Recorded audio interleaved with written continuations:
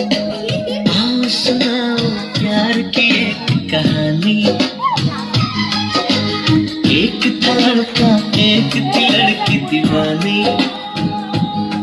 वो भी हंसने लगी थी आस्ते हंसने लगा था, दोनों समझे नहीं थी।